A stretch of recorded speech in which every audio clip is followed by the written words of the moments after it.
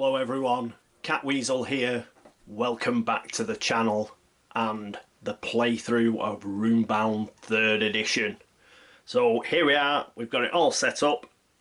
Here is the land of Terranoth in all its glory. Now doesn't it look beautiful? It's pretty. Right, so set up. How do we go about it? Well, first of all, we put the board out. We've done that. Secondly, we put these little adventure gems onto the board. As you can see, there's little markers where they go. This orange one, this is a combat adventure gem. And there are also these green ones, these are quest adventure gems, and the purple ones are social adventure gems. And your adventurers can go up to these and flip them over for the cost of 2 actions, and then they will draw from a deck which is colour coded. For example, here is the combat deck, obviously colour coded to match the gems, and spend 2 actions, you flip one of these over and you deal with what is on the other side. Now I think there are 60 generic cards for social, combat and quest, but there are also some for your particular villain.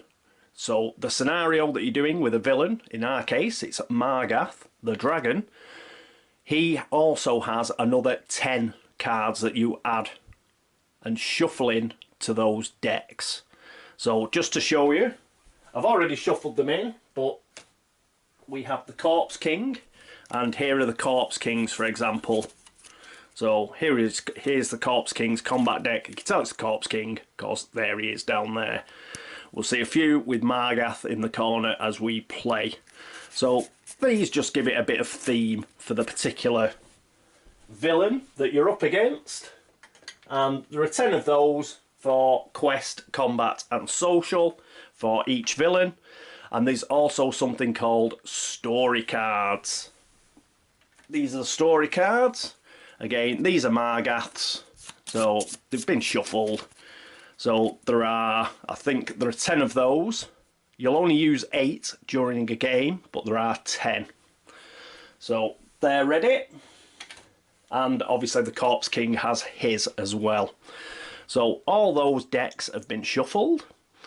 Other decks that we have are, we have an asset deck. This is your assets, so all sorts of things that you can pick up and shop for. They're all in here. As you see, it's quite a thick deck. And as part of the setup, what we do is each city, so we've got Dormsmoor, we've got Tamalir, we've got Riverwatch down here in the corner, and we've got Forge up there. They all have an offer, an asset offer, and you can see these here to the side. So at the bottom we've got Riverwatch, there are 3 there, Dormsmoor, 3 there, Tamalir, 3 there, and Forge at the top, there are 3 there. Now, they show 3 assets, but if anybody goes to one of those cities and decides to do a bit of shopping, then you will add another asset from the top of the deck. So you will end up with 4. There will always be 3 assets on show for each city all the time, just so it gives each adventurer an idea of what's in stock. So if they fancy something particularly at one of the cities, they can make their way there. But they will also get the extra asset will come out when they get there as well. As soon as they buy an asset or assets, then they will be replaced up to a minimum of 3, so there will always be 3 assets on show. If you run out of the deck, the asset deck, then you will go to the discard pile and use that. So that's all set up. What else? Oh, we've set up all the pools for the gold and what have you. They're all off to one side. They've all been done. As I say, we've chosen Margath. He's here. This is Margath. We'll go through him in a bit more detail later, but he's all set up, ready to go. We've set up the decks, as I've mentioned, and we've also picked are adventurers. So we've come up with, picked them randomly. I did it off camera, save a bit of time. We came up with Master Thorn and Lissa. Master Thorn's a bit of a wizard, and Lissa seems to be a bit of a huntress. So there we go. We've got a male and female combo. Another deck that we have is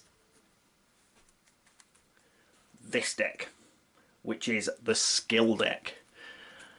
So we use this deck a lot all the way through. We don't really use a lot of dice, and we do a lot of the pass-fail on these. So you have a hand size. So for Master Thorn, his hand size is 4. So he gets 4 cards. Now, he hasn't learnt them skills. He just has the ability to learn them. Because they're in his hand, he can learn them. Should he be able to pay the particular price for learning the skill. And the price for learning the skill, we'll go through it a bit more detail when we actually look at the adventurers. But for example, here's Channel, which is one of the ones that he picked. See the orbs here? Now the grey orbs means you can spend trophies. Spend 2 trophies and he can learn Channel. They can be any coloured trophy because they're grey. You might have a green orb, a purple orb, or an orange orb, and you'll have to spend a particular trophy of that type. Where do you get the trophies? Well, remember the Adventure Gem decks? Well, these are trophies. So occasionally, when you do one of these cards, it will say take this card as a trophy.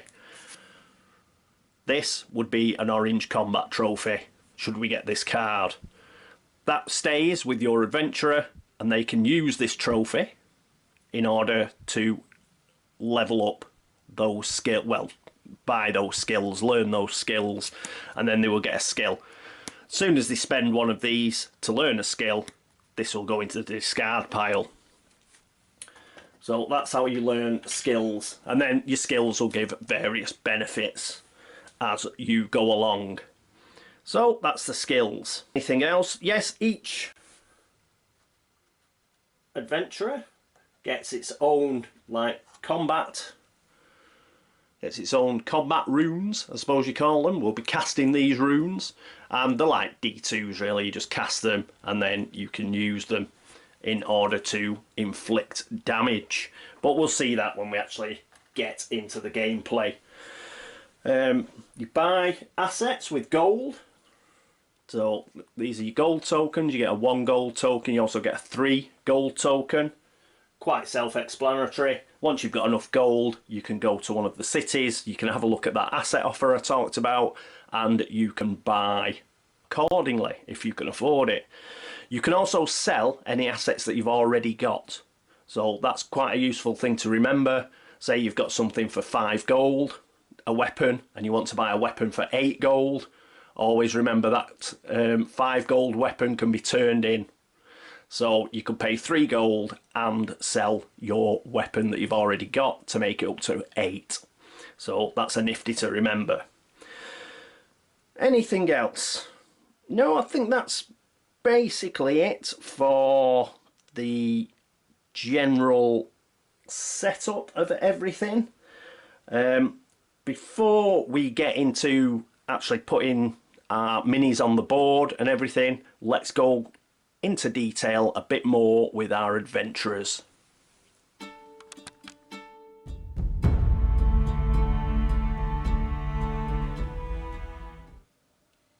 And here's our first adventurer, Master Thorn, the wizard. So let's have a quick look at him. We'll have a look at his mini first of all. So here he is, painted him up. So you see, little wizened old fella. Your traditional wizard. He's got a staff, he's got a long white beard, and he's quite funky, isn't he? So there he is, a wise old wanderer, getting ready obviously to pump somebody full of fireballs or something. Put a bit of flock on the base, and also you'll notice I've colour coded the base, so he's got a yellow base. Just makes him easier to spot when he's on the board. So that's Master Thorn. That's his mini. Now if we have a quick look at his player card, just first things first, just have a look in the corner here. He's got a little town icon. That means on the board he can go in any hex that has got a town icon. So we'll put him in Everton, which is just south of Starfall Forest. So he's in the little town of Everton. And let's have a read. Master Thorn. Master Thorn was educated at the university in Greyhaven, but rather than set roots in that ancient city of learning, his heart drew him to the remote villages and brave people who make their homes amongst the endless wilds of Terranoth. He is an infrequent yet welcome visitor in the holdfasts of several barons, and he has their ear concerning the governance of their people. Master Thorn has begun to warn both lord and peasant of a rising threat, an evil wind in the soul of the earth that is stirring the fell and savage things just beyond the borders of civilization. Dun dun dun. Right, so that's Master Thorn, and that's his background. He gets 2 starting gold, which we put on his sheet, and he also gets a starting hand size of 4. That can change during the game. You can get cards and you can learn skills that will increase that, but at the start it is 4. Now his setup is train for free. What's train? Well, train is whereby you draw up to your hand size with skills. So as I said, we drew his first 4 skills up to his hand size, and these were the ones that we drew. So he had Battle Sorcery, which was once per combat round as a combat action you may exert and test Spirit to deal 2 magic damage that cannot be blocked. Good card. Sense Weakness. Once per combat round as a combat action you may remove a foe's dash token to deal that foe 1 combat damage that cannot be blocked.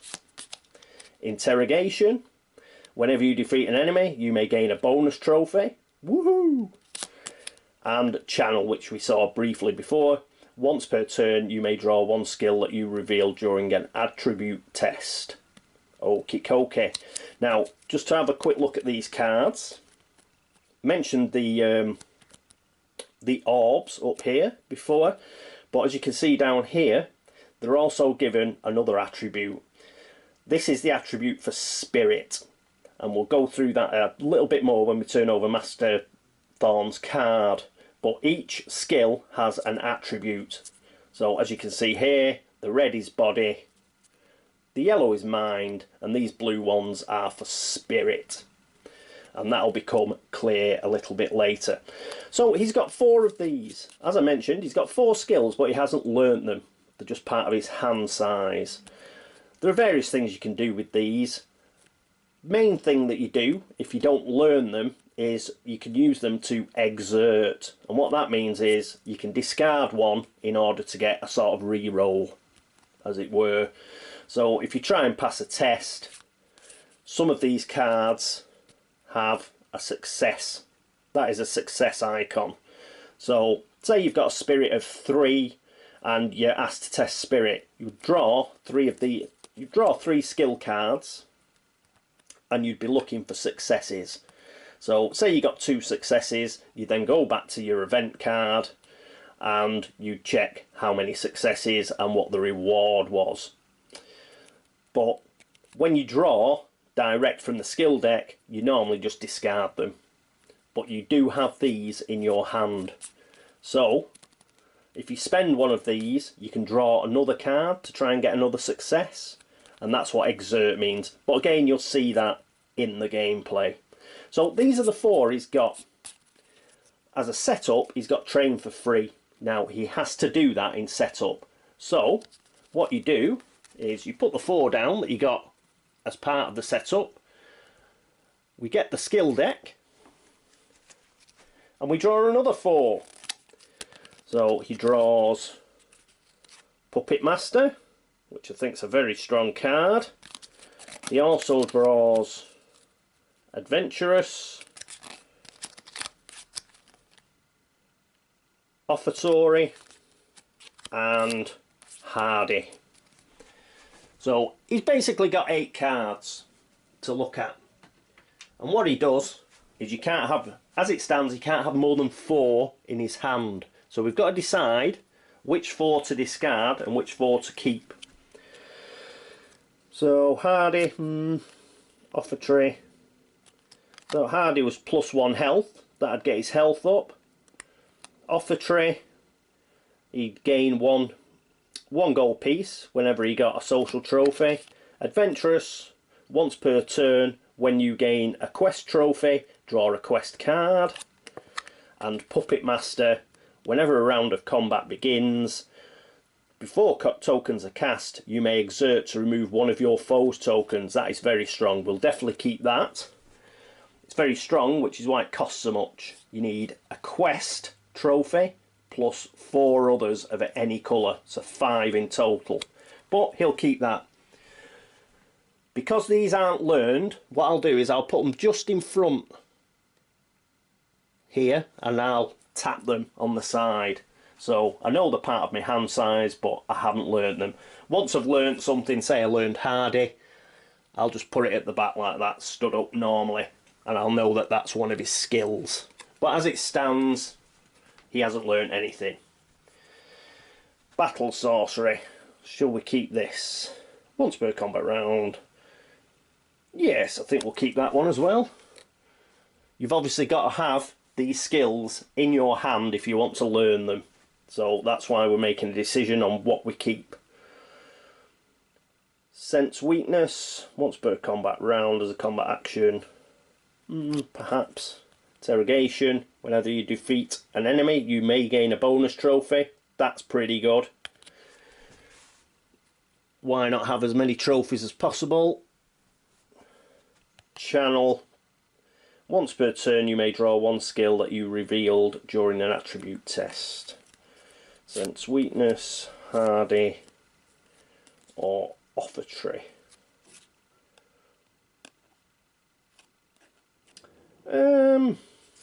Let's keep Adventurous, I think.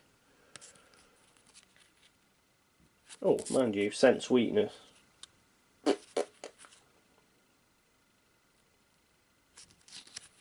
Another thing we've got to do is let's just check. Hang on, we've got to change. So we'll just do this quickly. That's his body attribute, which is 0. That's his mind attribute, which is 3. And this is his spirit attribute, which is 2. It's no use as keeping any of these skill cards for body until at least he gets a 1 in there. On 0, he can't learn anything. You can only have skill cards. You can only learn skills up to these numbers. Yeah? So he can't learn anything that's to do with body as it stands at the moment. And I think Interrogation is a body skill. It is. So we may as well not keep that in our hand because he can't learn it anyway. So he can't learn Hardy anyway, so we get rid of that. So it's just between these 4 really. Let's discard those 2. And look at these. So we need 2 more. We'll have Sense Weakness and Adventurous, I think. So pop them in there. And we'll discard the other 2. So that's his setup. That's actually finished. Just quickly before we turn the card over again. These are his combat tokens. His runes, as I like to call them. So he gets 2 surges, he gets a double, and he gets a agility.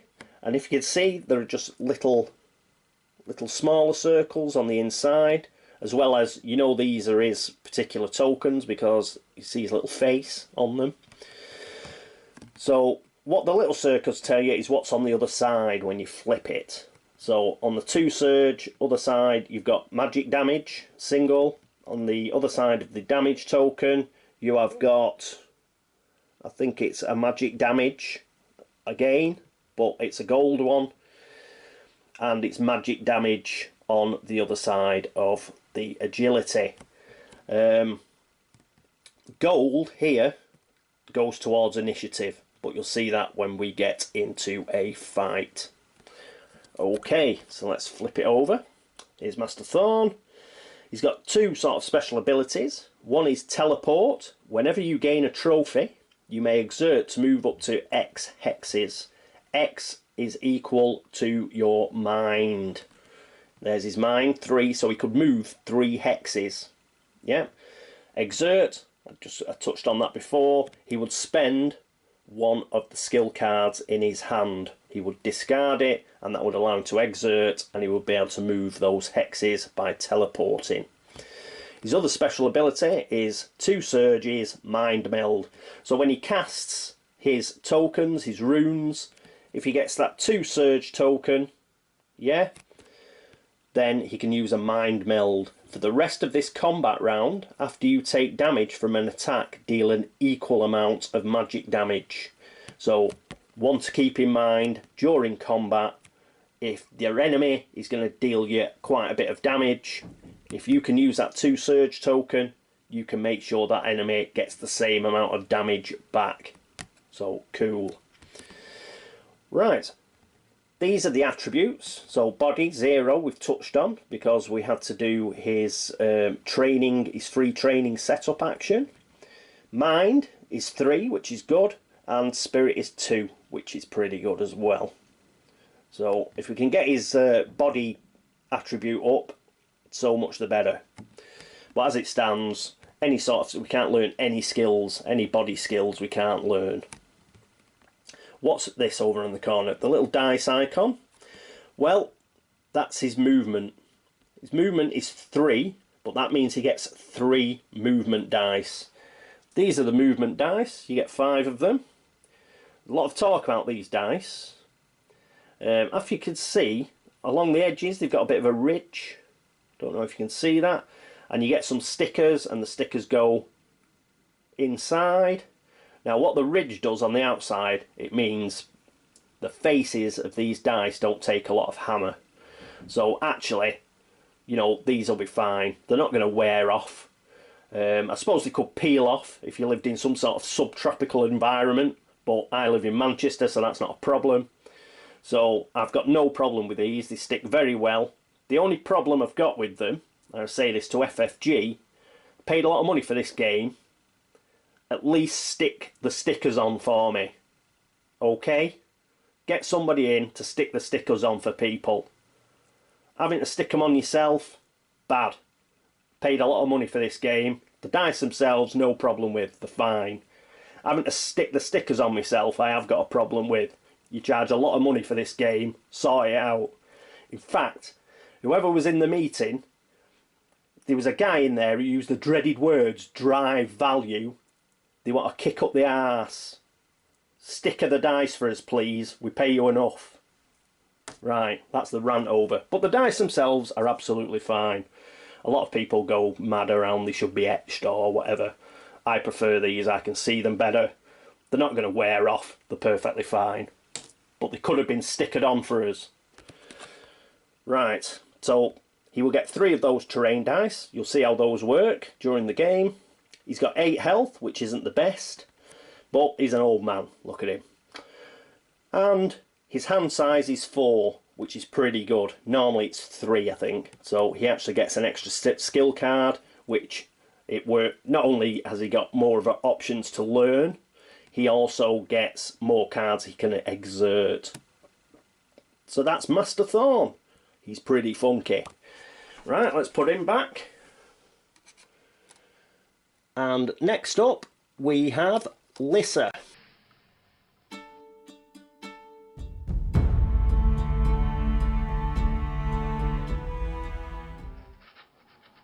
This is Lissa. So we'll have a look at her. So she's a sort of huntress type. There she is. Some sort of half demon or something, I think. She's got a tail and everything. Let's have a read. Lissa is most comfortable in the wilderness, away from the falsehoods of civilization. As she is half human, half catji, well there you go, it is in the wilds where her feral instincts are the strongest. She can track prey for days without sleeping, and no beast can match her speed on the plains. So, set up, she gains 1 combat trophy. So, we briefly touched on these. Combat trophies come from these combat adventure decks. Yep. So, we'll just take the top one. We don't turn it over. The trophy is this side.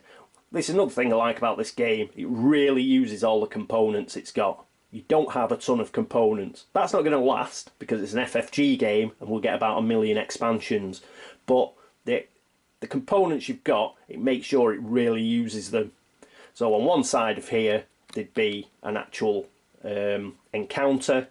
But on this side, it doubles as a trophy. So we'll put that over here. So she's got 1 trophy. She's got 1 orange combat trophy as part of her setup, which is cool because you can use those trophies in order to learn stuff. So she's got a combat trophy. Here are her runes. Now she's got 2 physical combat damage there. She's got a magic damage there, and she's got an agility token here. On the back sides of those, we've got a shield. We've got another agility on the back of that, and on the back of this we've got a surge. She's got a couple of gold tokens which improves her initiative. The more gold tokens you roll, the better initiative you've got. She starts on a shrine, so we shall pop her on somewhere after we've had a look at the mini. She starts with 1 gold. So, actually, we'll move down and see that. There's a 1 gold. Apologies for that, I should have moved the camera. So, she's got 1 gold, and those are her combat runes. She's got a hand size of 3. So, let's have a look at the 3 that she picked. She's stuck with these, unlike Master Thorn. So you don't get an opportunity to swap them out. First one is Lady Luck. As you can see, that would need a social trophy and a grey any other trophy. Lady Luck. Once per turn, when you test an attribute, you may choose to ignore the results of that test and test again. Not bad. And considering as I pray at the altar of Lady Luck, might get that card. For no better reason than I love her. Black Market. So this would need a quest trophy and a social trophy. Once per turn you may spend 1 action to shop as if you were in any city. So you don't even need to go to the city. You can, every single asset that's on show, you can have a look at in the black market. So that is really cool. So very, very strong if you can get that. And the other one is Magic Shield. Social trophy plus 2 of any other type. Once per combat round you may exert and test spirit to block up to 2 damage. So that's not bad either. So those are all pretty good cards. So she's got 2 mind cards and 1 spirit card. Let's see if they're of any use to her. Because remember, if she doesn't have any of those attributes, then she can't learn them. So let's have a look at the flip side of a card. Here she is. She's got 2 body, 2 mind, 2 spirit, so she's very even. Jack of all trades, so she can use all of those, that's not a problem. Special abilities. 9 lives. After you are defeated, you may exert to heal all damage. So she's got a skill card in her hand. When she gets defeated, she just exerts and she gets all her damage back. Fantastic. She must be some sort of like half cat demon. That's what is it? A cat G? Must be. And her other is Stalk Prey. So when she rolls a surge, she can spend that to explore to deal 1 combat damage for each terrain symbol you roll that matches your hex. So when she rolls the dice, yeah, she rolls up to her which is 3. She gets 3 dice. She rolls 3 dice. She'll get 1 combat damage for each symbol she gets that matches the hex. So that's pretty good. So, 3 movement dice. She's got 9 health. And she has a hand size of 3. So that's Lissa, or Lissa. Let's have a look at a mini. She's red on the bottom. Again, a bit of flock, some rocks. And here she is. Unfortunately, she's a typical like female in a fantasy setting where she seems to be able to run around with not much on. But she's very nice. So she's all decked out in red, gold and silver. And even though she had brown hair, I've given her blonde hair because I was a bit bored. Thought, let's have a blondie. So Lissa is a blondie. She's like dyed her hair. And there she is. And she gets to start on a shrine. So let's have a look around. And we'll put her on... let's put her on... I can't see a shrine. Let's put her on the Hunter's Circle, as she's a bit of a huntress. So that's near the hedge. You'll see that when we go back to the board. Right, so that's Lissa. She's all set up and ready to go. That leaves one person left. One very important person or thing. That's Margath. Let's have a quick look at Margath.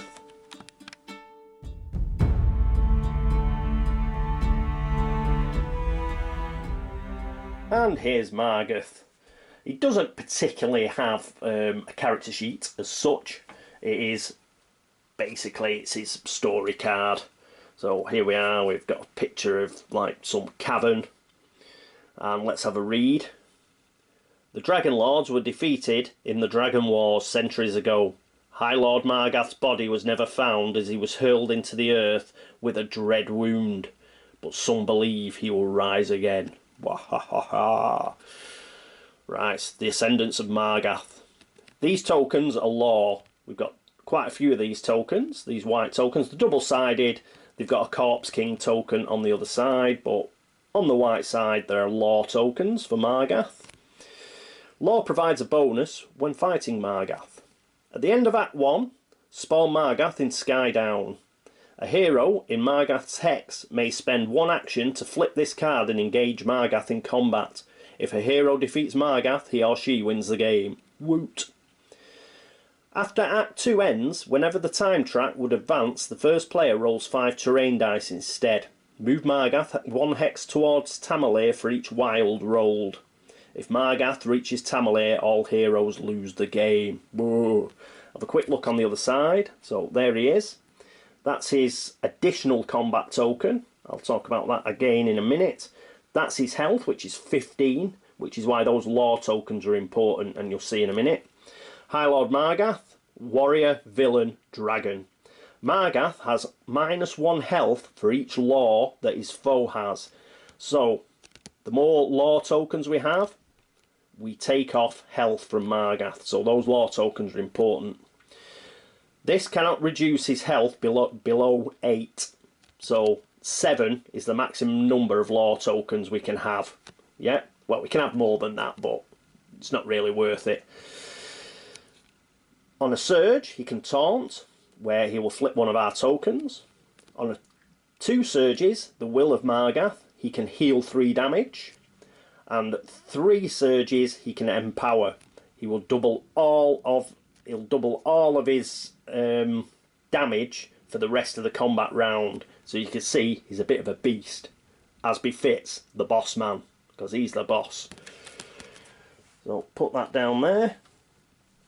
We don't have a mini for Margath, we've just got a little token. So, but you can proxy it with something, I suppose. I mean, I've got Descent. I could dig out a Shadow Dragon, but it's just a bit big for the board, man. So we'll just stick with this, even though it's not particularly imposing. So that's Margath's token. He also has a special combat token that only he uses. As you can see, it's got Margath on the bottom. There he is, which is 2 damage, and on the other side is a surge. Yep. So That's his special rune. Other than that, all enemies in the game use these. 1, 2, 3, 4. There are 5. There are 5 enemy tokens, which is more than ours. We only get 3 to start with, but if you remember, you can get weapons and clothing and stuff, which will give you additional runes that you can cast. So, plus the fact the heroes tend to, apart from the boss, the heroes tend to have more health than the enemies do. Not always, but most of the time. So these are the tokens you get. You've got surges, you've got damage, shields, dashes, which are nothing, and double token, another dash, and damage and an agility token. So, not even though they've got more of these runes, some of them don't do anything if they land on a particular side. As mentioned though, they do have more gold. Yeah, even the dash. Though it doesn't actually do anything combat wise, it does count towards initiative. So most of the time, there's a good chance that the monster's going to go first, and that's important to remember. So these are for all the monsters, including Margath. When you get into the second part, the Act 2, they get an additional token, because all monsters become elite then, and they will get this token, which is another 2 damage and a gold surge.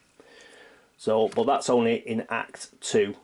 That's a bit of a scaling thing. Obviously by Act 2 you're expecting your own adventurers have bought some stuff, they've got some better gear, so it's compensatory for the monsters just to keep it interesting for everybody. Yeah, so they get this extra token in Act 2. All these tokens in Act 2 would be added to Margath, so Margath would end up with, what is it, 7 tokens, all of these. So you can see that thing where Empower with 3 surges, it's quite easy for him to get because he's got surges coming out of his ass by the end of Act 2. So we've got to make sure we're all tooled up and ready to take him on. Right, so that's it pretty much for the setup. Right, I think, is there anything else? No. Oh, the last thing to do is, this is the Act 1 and Act 2 sort of token. Put it on Act 1, and there's a bit of a ladder at the side of the board. You'll see that when we're actually in play, and we just move it down at the end of each round.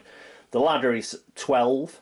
There are 12 spaces on it, so 2 acts you get 24 sort of turns. Anything else to mention? Oh, we've got these little story tokens.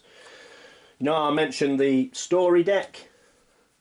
Well, sometimes the story deck will be ongoing and it'll stay in play. It'll say go and visit this place or go and meet this person, something like that. Well, we have these little tokens. So if it's your first token, you just put it at the place where you've got to go on the board, and it's a reminder. Somebody gets there, they can interact and try and deal with that story quest. So they sit at the top of the board, and there's also a little place at the top of the board where any ongoing story card can go, just for reference. Right, I think that's it. Let's have one last look at the board. And here we are back at the board, ready to go. The wilds of Terranoth spread out before us. Here's Lissa. She's at Hunter's Circle here, which is a shrine. So if you're looking at for shrines, or for example a little castle here, that's a keep. And here's a city. And Everton, where Master Thorn is, that's got a little town symbol.